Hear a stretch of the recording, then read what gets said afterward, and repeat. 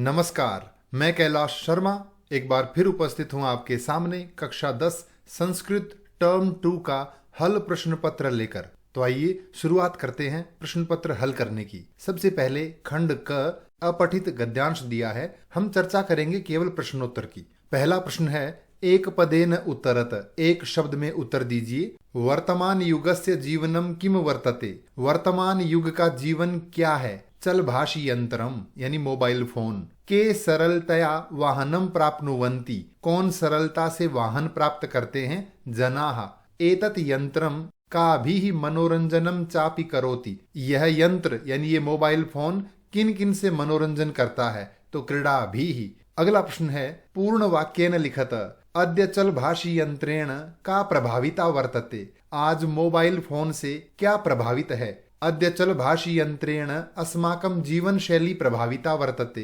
हमारी जीवन शैली प्रभावित है।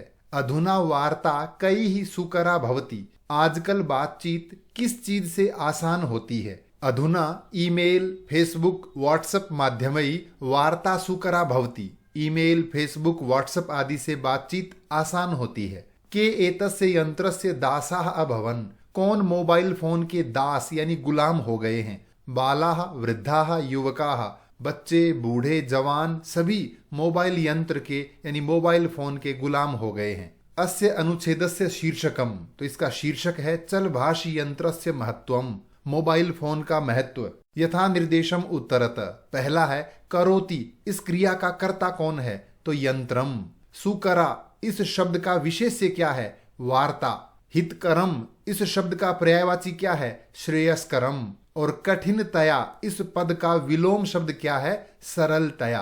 दूसरा प्रश्न है पत्र पूर्ति, इस पत्र के साथ साथ मंजूषा दी है, तो आइए रिक्त स्थान पूर्ति करते हैं। सबसे पहले यहाँ कॉलोनी का नाम है, तो यहाँ हम शहर का नाम लिखेंगे सुंदर नगरात। इसके नीचे आज की दिनांक और फिर लिखा है प्रिय मित्र, तो मित्र का नाम यहाँ दिया है अक्षत, तो हम लिखेंगे प्रिय मित्र अक्षत नमो नमः। अत्र कुशलम तत्रास्तु, गत सप्ताहे मम जन्म दिवसः आसीत्, तस्मिन् अवसरे मम पिता मह्यं रामायणम् इति पुस्तकम् उपहार रूपेण दत्तवान्।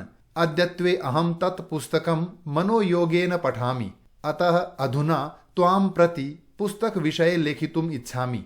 रामायणं पुस्तकं वस्तुतः जीवन पद्धतिं शिक्षयति, एतस्य पठनेन अस्माकं मनसि भ्रातृभावस्य, मित्रतायाः, पितरं प्रति च भक्ति भावनायाः अपि विकासः भविष्यति। अस्मिन् आधुनिक युगे तु अस्य ज्ञानस्य अत्यावश्यकता वर्तते। मम निवेदनम् अस्ति यत् भवान् अपि अस्य पुस्तकस्य अध्ययनं करोतु, अन्यान् च अपि प्रोत्साहितं करोतु। पितृभ्यां मम प्रणामाः, तव मित्रम, तुम्हारा मित्र देवांश। अगला प्रश्न है चित्र वर्णन, ये चित्र है, नीचे मंजूषा और हमने वाक्य बनाए हैं। इदम नगरस्य दृश्यम अस्ति, यह नगर का शहर का दृश्य है। अस्मिन् चित्रे बालौ वृक्षारोपणम कुरुतः, दो बालक वृक्षारोपण कर रहे हैं यानी पौधे लगा रहे हैं। बालयोः समीपम जल पात्रम अस्ति, बालकों के समीप एक जल पात्र है। आकाशे पक्षिणः उड्डयन्ति, आकाश में पक्षी उड़ रहे हैं।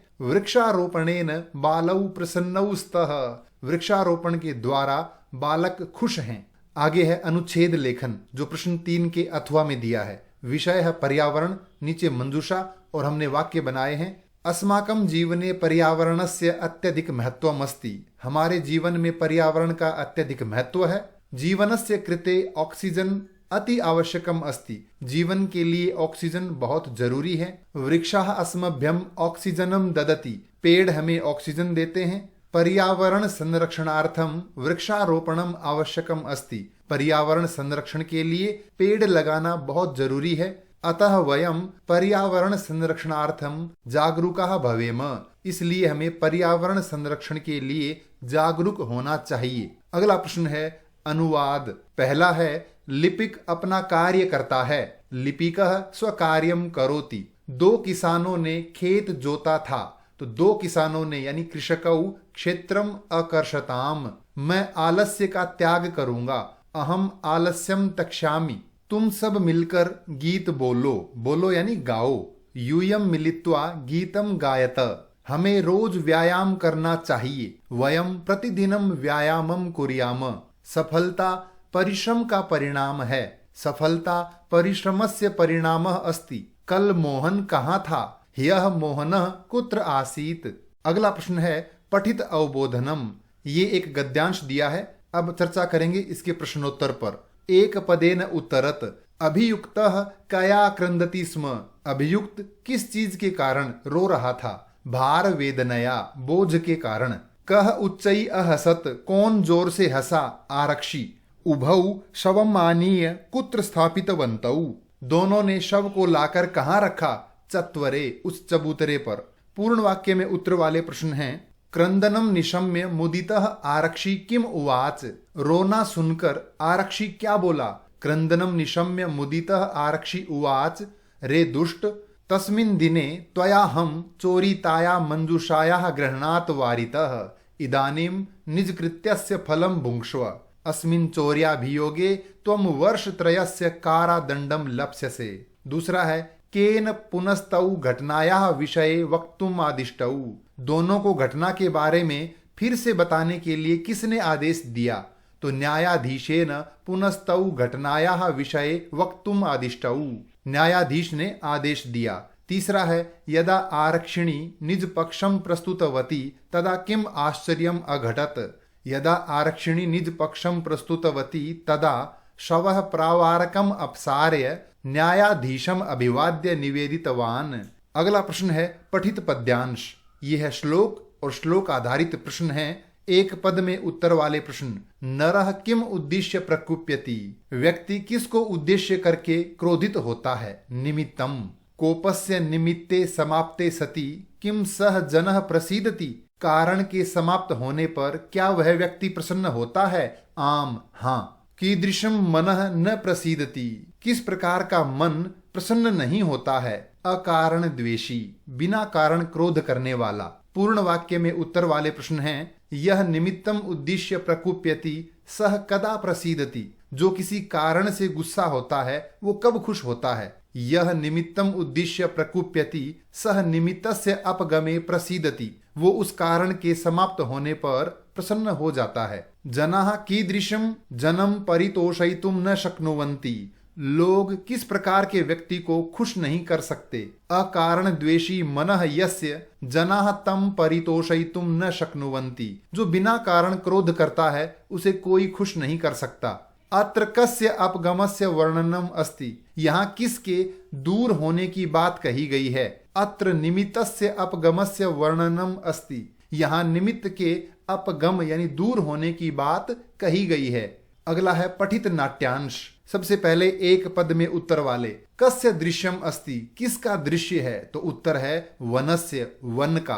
के सिंहम तुदंती? कौन शेर को परेशान कर रहे हैं? वानराः। वनस्य समीपे का वहति? जंगल के समीप कौन बहती है? नदी। पूर्ण वाक्य में उत्तर वाले प्रश्न हैं। यदा सिंहः विश्राम्यते तदा किम अभवत? जब शेर विश्राम कर रहा था तो क्या हुआ? यदा सिंहः विश्राम्यते तदा एकः वानरः आगत्य तस्य पुच्छं धुनोति। एक बंदर ने आकर उसकी पूंछ खींची। विविधाः पक्षिणः किम दृष्ट्वा हर्ष मिश्रितं कलरवं कुर्वन्ति? सभी पक्षियों ने क्या देखकर खुशी से आवाज की? सिंहस्य दुर्दशाम दृष्ट्वा। आप यहाँ एतादृशीं दशाम भी लिख सकते हैं। तो शेर की दुर्दशा देखकर सभी ने खुशी से आवाज करनी शुरू की। वनराजः किमर्थं क्रुद्धः अभवत? शेर क्रोधित क्यों हुआ? वानराः सिंहं तुदन्ति स्म। बंदर शेर को परेशान कर रहे थे। अतः सः क्रुद्धः अभवत, इसलिए वह क्रोधित हो गया। अगला प्रश्न है अन्वय पूर्ति। ये श्लोक है, नीचे इसका अन्वय दिया है और यहाँ है मंजूषा। अन्वय है यह आत्मनः श्रेयः प्रभुतानि सुखानि च इच्छति सह परेभ्यः अहितं कर्म कदापि च न कुर्यात्। अथवा में दिया है भावार्थ पूर्ति। श्लोक है और नीचे ये भावार्थ और मंजूषा। भावार्थ है अस्य भावोस्ति यत् मानवानां शरीरे स्थितम् आलस्यम् एव तेषां महान् शत्रुः अस्ति। एवमेव पुरुषार्थः इव तेषां कोऽपि अन्य बन्धुः नास्ति। तं पुरुषार्थं कृत्वा मानवः कदापि न दुखितो भवति। अगला प्रश्न है घटनाक्रम के अनुसार लिखें। सबसे पहले क्या घटना घटती है? आइए देखते हैं। एकः सिंहः सुप्यति स्म। एक शेर सो रहा होता है। फिर क्या हुआ?